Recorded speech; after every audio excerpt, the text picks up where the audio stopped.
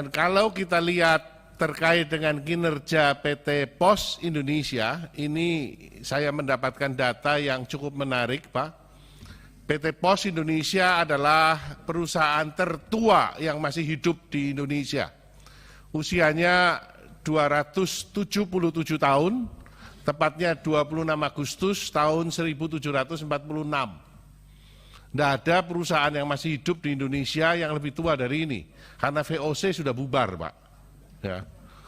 Dan yang menarik adalah ketika saya mempelajari lebih dalam tentang POS Indonesia, PT POS Indonesia adalah satu di antara sangat sedikit perusahaan pos yang dimiliki oleh negara dan yang untung. Hampir semua di seluruh dunia, perusahaan pos yang dikelola oleh negara tidak menguntungkan.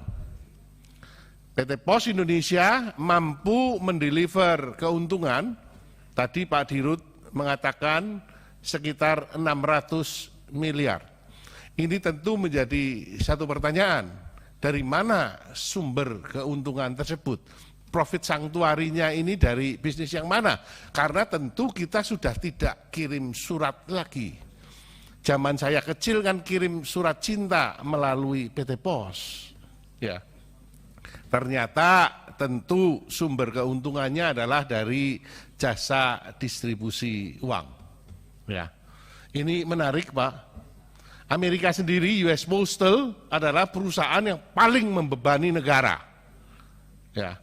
Perusahaan pos negara lain yang untung adalah Jerman, karena dia punya DHL, kemudian Jepang, karena Jepang Postbank, Israel, dan negara-negara yang lain semuanya rugi. Jadi selamat kepada PT POS Indonesia.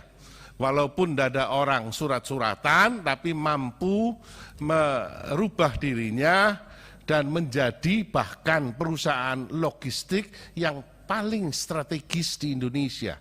Dengan 4.500 titik pos. Tidak ada satupun perusahaan logistik di Indonesia yang punya penetrasi sebesar PT POS. Tetapi di tengah meningkatnya bisnis online, pembelian pulpen ini bisa dilakukan secara online. Tapi tetap barangnya harus dikirim secara fisik. Sebenarnya PT POS sudah mengantisipasi ini dengan beberapa tahun yang lalu sebagai pionir di dalam mendirikan PT POS Logistik. Tetapi faktanya sampai saat ini POSLOG adalah perusahaan yang tidak mampu bersaing, bahkan kalah dengan perusahaan-perusahaan logistik baru. Bisnis ini, Pak, adalah bisnis yang besar dan akan semakin membesar ke depannya. Pasarnya bisa akan 10 bahkan 100 kali lipat ke depan, Pak. Karena transaksi online akan semakin besar. Sehingga peluangnya sangat besar. Perusahaan-perusahaan logistik yang lain di dalam mengirimkan barangnya, terutama ke daerah-daerah tersier, mereka toh memanfaatkan infrastruktur dari PT POS Indonesia. Sehingga peluang ini harus diambil, harus ada sinergi parenting antara PT POS Indonesia sebagai induk dan PT POS Logistik sebagai subsidiarinya.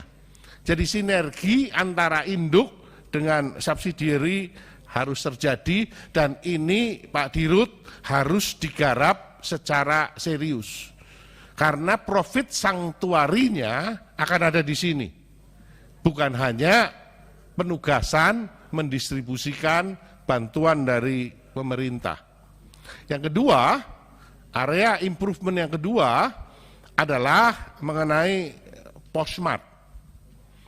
Banyak lokasi-lokasi strategis kantor pos, semua kantor pos itu lokasinya strategis. Dan banyak dipakai, kita lihat untuk minimarket. Dan ini strategi yang tidak tepat. Saya yakin kalau dibedah laporan keuangannya di situ, Bapak rugi. Karena hanya dimanfaatkan oleh swasta, maka kebijakan ini perlu ditinjau ulang. Kalaupun ini adalah satu perjanjian, perjanjiannya jelas harus ditinjau ulang agar lebih menguntungkan PT Pos Indonesia. Karena lokasi yang strategis ini tidak dimiliki oleh orang lain. Ini harus dimonetisasi oleh PT Pos Indonesia. Terima kasih. Assalamualaikum warahmatullahi wabarakatuh. Halo, selamat berjumpa dengan saya Anika, pembaca berita podcastnews.id. Saksikan terus konten-konten menarik dari kami. Jangan lupa subscribe, like, dan komen. Terima kasih.